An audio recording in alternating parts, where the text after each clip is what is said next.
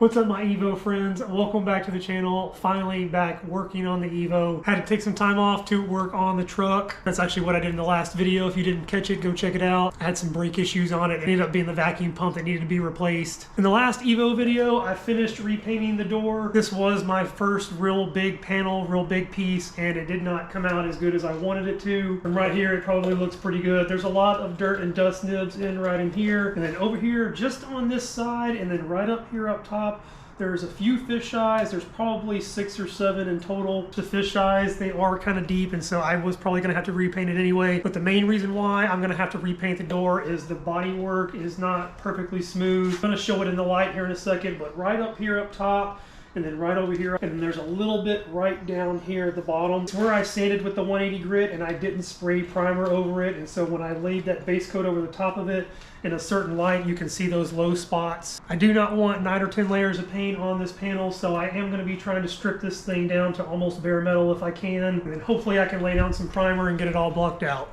Stay tuned.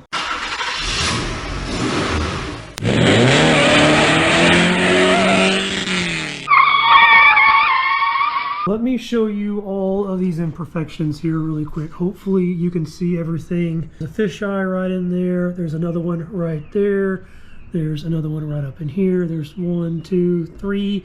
Like I said, there's quite a few over here, right here on this side. There's a lot of little dirt and dust nibs. Not really worried about those. I could sand and polish those out. What really bugs me is you can see right in here, there's some little 180 grit scratches going all the way around from the DA, and there's this smooth spot in the center. It was just my own mistake. I took out one little small imperfection with the 180 grit and I couldn't see it, so I never primered over this, so I never was able to block it. There's also one more little area right in here. You only see it in a certain light, but it does bug me. Not to mention all of these fish eyes. This is just ridiculous. Like I said in the intro, I do not want a whole bunch of layers of paint on this, so I am going to strip this down, at least most of it. Like the first time, I'm just going to go ahead and take the door off of the car. It's just easier to work on it, in my opinion, that way. Wiring harness is still disconnected. All I've got to remove is just the bolts. 2 on this hinge, 2 on that hinge, and then this one right in there. Get the door off. Once that is done, I'll get the door outside, and then I can move on to the DA up here. I'm going to start off with some 180 grit. It's not as aggressive as like 40 or 80. I'm hoping that I can just kind of take my time with that and knock it down to just primer. I'm sure there will be some areas that I burn through. May have to switch to a coarser grit, but I'm pretty confident that this 180 will do the job.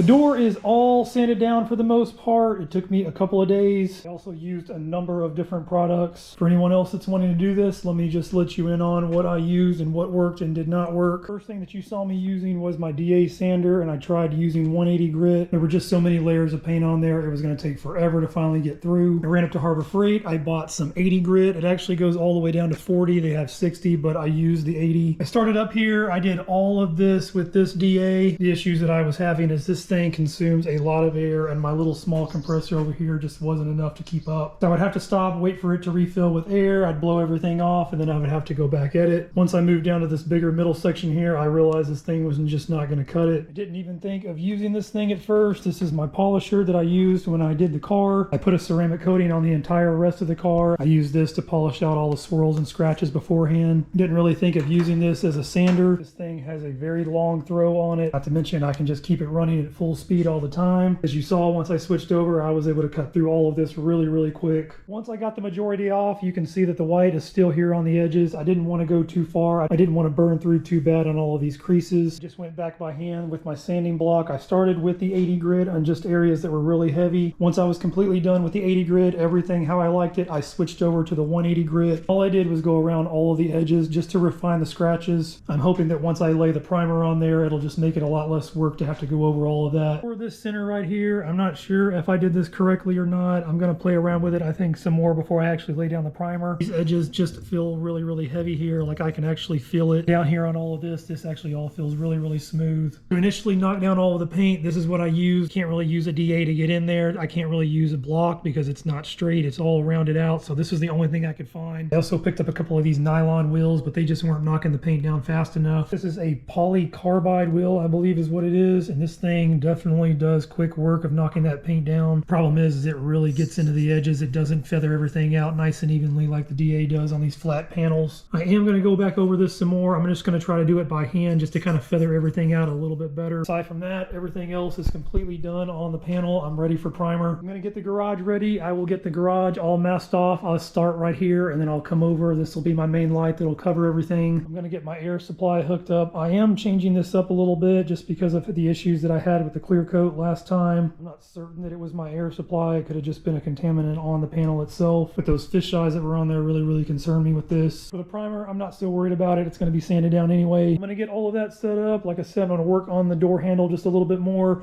I'm going to get the door moved over here, get it in its final location where I'm actually going to lay the primer down at, get everything masked off, and then I'll be ready to go.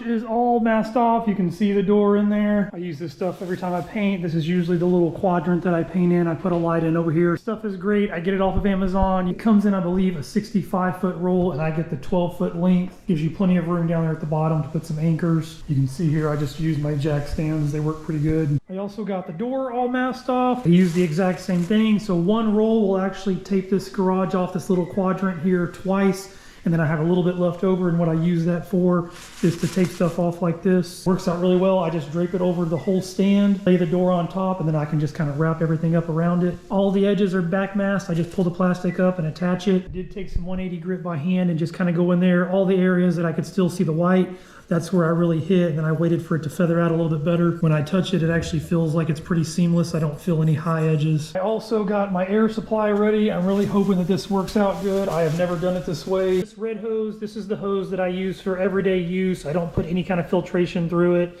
It's usually just for airing up tires or blowing stuff out of the garage. This green line over here, this is what I usually paint with. It's connected to this desk and dryer. And there's a water oil separator right here. What I've done in the past is just hooked this directly up to the tank. The very, very end down here, I've got another water oil separator, another desk and dryer, and then a filter on the end. Small projects, this thing has worked out really, really well with. However, when I did the door the last time, you saw I got a bunch of fish eyes. I think that's all due to not having proper filtration. Having this red hose come out first, it gives me 50 feet of length before it actually runs into the water oil separator in the dryer. I'm hoping this will allow that air to cool down a little bit more. If it does work well, then I can hopefully use this for my base coat and clear also. Now that everything is fully ready to go for the primer, I'm going to get the door cleaned off really, really good. Some wax and grease remover.